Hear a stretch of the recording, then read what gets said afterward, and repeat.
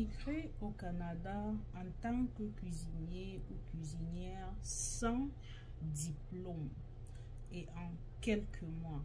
Bonjour et bienvenue. Vous avez été nombreux à me poser des questions dans plusieurs domaines et j'ai pensé qu'il sera préférable pour moi et avantageux pour vous de faire des vidéos en fonction des domaines et de vous montrer le programme qui ira avec vous. Donc, aujourd'hui, on va parler des cuisiniers et des cuisinières et on va voir comment est-ce qu'ils peuvent immigrer au Canada sans diplôme en 6 mois seulement.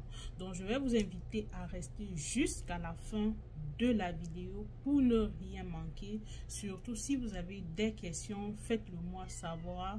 Vous pouvez également me laisser un mail, je vous réponds progressivement. Donc, allons-y sur notre ordinateur. Cuisinier sans diplôme, immigré au Canada en 6 mois, c'est ce qu'on va voir aujourd'hui. Donc, on vient ici, on va voir les exigences minimales qui sont sur les études. Pour ceux qui veulent ajouter les études viennent seulement augmenter le nombre de points, mais c'est pas obligatoire. On va voir ça tout à l'heure. Pour ceux qui m'ont posé des questions concernant l'évaluation comparative à travers West, on va voir ça également. Donc, l'expérience de travail, il vous faut de l'expérience de travail. Ceci se calcule sur un certain nombre d'heures. Et aussi, vous allez voir ici, en ce qui concerne l'admissibilité au niveau des compétences linguistiques, vous avez 4 points qui sont pris en considération: l'écriture, la lecture, la compréhension orale, l'expression orale. Ici, pour ce qui est de l'emploi, il faut avoir 2 ans d'expérience de travail à temps plein ou une expérience équivalente dans un métier spécialisé au cours des dernières années. Donc, à temps plein, on parle de près de 1500 et poussières d'heures si on parle d'une année. Donc, vous allez voir, à temps partiel, c'est 30, ça revient à 15 heures à la semaine, la moitié carrément. Donc, le travail doit être rémunéré. Les bénévolats ne sont pas acceptés dans ce cas-ci. Donc, vous devez répondre exactement aux exigences pour ce métier spécialisé, comme énoncé dans les CNP, sauf en ce qui concerne le besoin d'un certificat de qualification. Donc, vous voyez, c'est pas obligé le certificat de qualification, c'est pas obligé. Vous pouvez aussi avoir une offre d'emploi à temps plein valide pour une période totale d'au moins 1 an. Donc, ça ne doit pas être en dessous. Vous pouvez avoir un contrat ou une offre d'emploi à temps plein et permanent. Pour ceux, quand je présentais des offres d'emploi, plusieurs personnes m'ont demandé, mais le contrat de travail ne nous concerne pas. Si le contrat de travail vous concerne et ensemble, on est en train de voir si c'est 1 an de contrat de travail, c'est valide et pris en considération. Donc, pour ce qui est de l'expérience de travail, on va venir voir dans la classification nationale des professions et on va s'en aller au groupe qui nous intéresse, qui est le 63-20. Les cuisiniers, les cuisinières, les bouchers s'ajoutent à cela. Si on voit le grand groupe, on va voir c'est 62-200. Les cuisiniers et les cuisinières.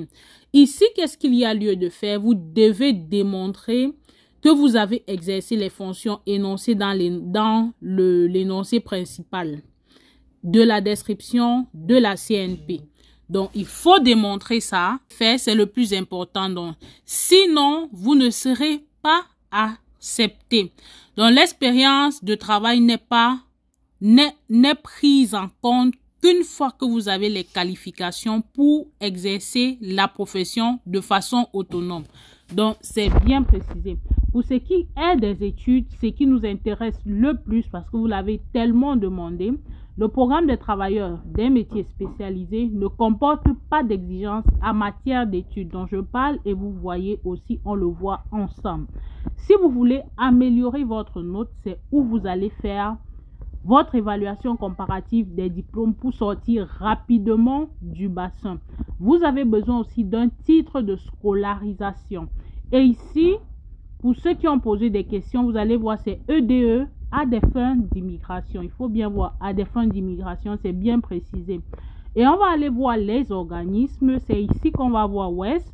Donc, vous allez voir ici, Citoyenneté et Immigration Canada utilise des rapports d'évaluation de diplômes EDE pour authentifier les diplômes, déterminer l'équivalence. Donc, vous allez voir World Education Service qui est WES qu'on appelle le plus souvent.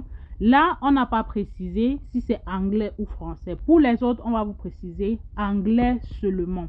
Vous avez le Service canadien d'évaluation de documents scolaires internationaux ICAS. La majorité des gens connaissent seulement WES, mais voilà un autre. Et pour ceux qui sont anglophones, vous allez voir le plus souvent, c'est à Toronto. Donc, voilà. Donc, ceci dit, il peut y avoir des partenaires dans d'autres pays, donc des gens qui ont reçu l'autorisation de le faire, qui sont partenaires avec ces organismes, et vous faites vos évaluations là-bas. Dans le Conseil médical du Canada, ici, vous allez voir, c'est pour autre chose. Les organismes professionnels authentifient et évaluent des diplômes d'études obtenus à l'étranger pour déterminer l'équivalence. Ces organismes sont également reconnus dans le cadre des étapes de processus de délivrance d'un permis. Donc, voilà les organismes choisis ici. Donc, pour ce qui est des compétences linguistiques, on a besoin d'une note de 5 pour le niveau de compétences linguistiques canadien NCLC. Pour l'expression orale, la compréhension, et une note de 4. Là, c'est pour la lecture et l'écriture. Passez le test de langue approuvé pour, on a déjà vu. Donc, vous entrez les résultats de test dans votre profil. Vos tests de langue sont valides 2 ans à compter de la date du résultat. Donc, après 2 ans, vous devez refaire le test de langue. Pour ceux qui prévoient de lancer la procédure, toutes les possibilités, ils connaissent déjà quelle procédure prendre, ils ont leur agent. Vous pouvez déjà faire vos tests de langue, faire les évaluations comparatives des diplômes et vous lancer directement la procédure. Ceci dit, le temps que ça prend, votre test de langue est valide. En fait, c'est valide puisque ça vient de sortir. Donc, pour ce qui est des preuves de fonds, vous devez montrer que vous avez assez d'argent pour vous et pour votre famille pour survivre. Donc là, vous allez voir le nombre d'argent qui est pour une personne, vous avez 13 757 $ si vous êtes seul. Quelqu'un m'a dit tout de même que Entrée Express est cher.